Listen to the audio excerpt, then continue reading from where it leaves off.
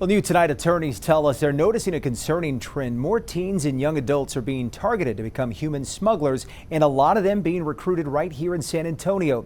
News 4 I-Team's Jordan Elder continues our team border coverage from Eagle Pass, where a lot of smuggling journeys begin.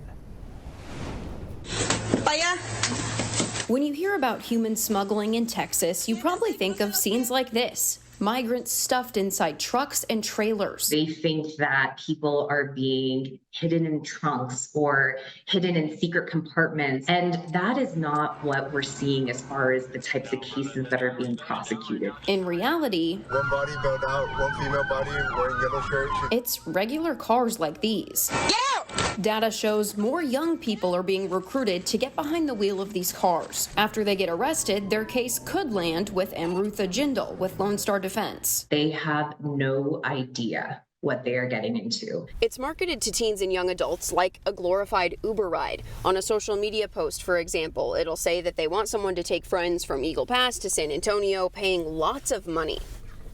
People slide in their back seat and they're on the way. The word smuggling or potential consequences are never mentioned. It looks less suspicious if they're natives, and it looks less suspicious if they're driving back to where they're from, San Antonio, Houston. Joe Holscher is a criminal defense attorney here in San Antonio. He says young Texans are being sought after for a reason. In the past, it wasn't unusual for us to see the same individuals arrested over and over.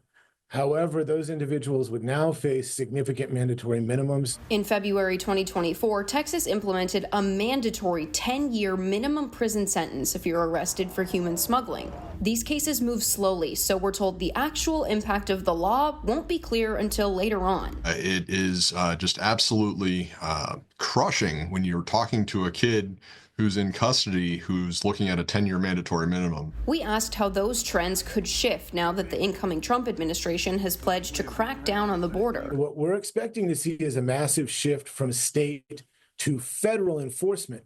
But federal enforcement is not that much more forgiving necessarily. Other attorneys expect it'll get more expensive and more dangerous for migrants looking for transport. Their overall message to you: make sure the young people in your life know the signs to watch for. They're finding one kid, they're building the organization off of that, and then using that to convince others to try to make these runs. In Maverick County, I'm Jordan Elder.